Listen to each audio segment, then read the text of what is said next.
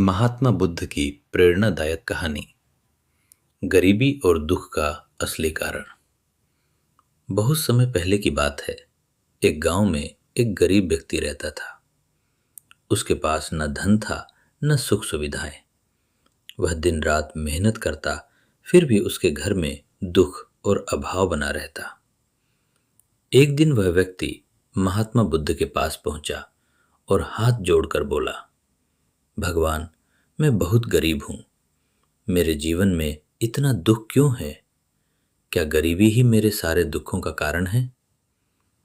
महात्मा बुद्ध ने उसे शांत भाव से देखा और मुस्कुराकर कहा, मित्र, गरीबी दुख का कारण नहीं है, बल्कि अज्ञान और गलत सोच दुख का असली कारण है। वह व्यक्ति चौंक गया। उसने कहा, लेकिन भगवान, मेरे पास पैसा नहीं है, इसलिए मैं दुखी हूं। बुद्ध ने उससे एक प्रश्न पूछा, क्या तुमने कभी अमीर लोगों को भी दुखी नहीं देखा? वह व्यक्ति चुप हो गया, क्योंकि उसने कई धनवान लोगों को भी परेशान और चिंतित देखा था। तब बुद्ध ने समझाया, गरीबी बाहरी स्थिति है, लेकिन दुख अंदर पैदा होता है। जब मन लालच, ईर्ष्या, भय और तुलना से भर जाता है, तब चाहे व्यक्ति अमीर हो या गरीब, वह दुखी ही रहता है। महात्मा बुद्ध ने एक उदाहरण दिया। उन्होंने कहा, एक व्यक्ति के पास एक कटोरा है।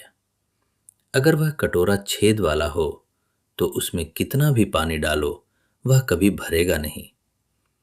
उसी तरह अगर मन में संतोष का अभाव हो तो धन भी कभी सुख नहीं दे सकता।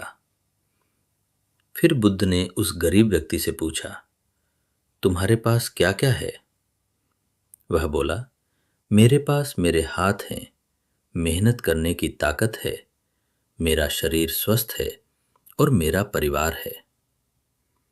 बुद्ध मुस्कुराए और बोले, तो तुम गरीब नहीं हो, तुम खुद को गरीब मानते हो, यही तुम्हारा दुख है।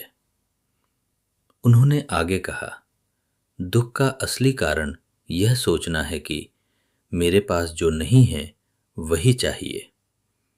जब इंसान जो है उसमें खुशी ढूंढ लेता है, तब गरीबी भी उसे दुखी नहीं कर सकती। महात्मा बुद्ध ने उसे कर्म का महत्व समझाया। अगर तुम सही कर्म करोगे, ईमानदारी से मेहनत करोगे और धैर्य रखोगे, तो धीरे धीरे परिस्थितियां बदलेंगी। लेकिन अगर तुम शिकायत, क्रोध और निराशा में डूबे रहोगे, तो दुख और बढ़ेगा। अंत में बुद्ध ने कहा, दुख का कारण गरीबी नहीं, बल्कि इच्छाओं का अंत न होना है। इच्छाएं जितनी कम होंगी, मन उतना ही शांत होगा, और शांत मन में ही सच्चा सुख बसता है। उस दिन उस व्यक्ति की आंखें खुल गईं। वह समझ गया कि गरीबी से ज्यादा खतरनाक है नकारात्मक सोच। उसने संतोष, मेहनत और सकारात्मक दृष्टि के साथ जीवन जीना शुरू किया। धीरे धीरे उसका मन भी शांत हुआ और जीवन में सुख भी आने लगा। सीख, गरीबी और दुख बाहर नहीं, हमारे मन के अंदर जन्म लेते हैं। जब हम सही सोच, सही कर्म और संतोष अपना लेते हैं, तब जीवन अपने आप बेहतर होने लगता है।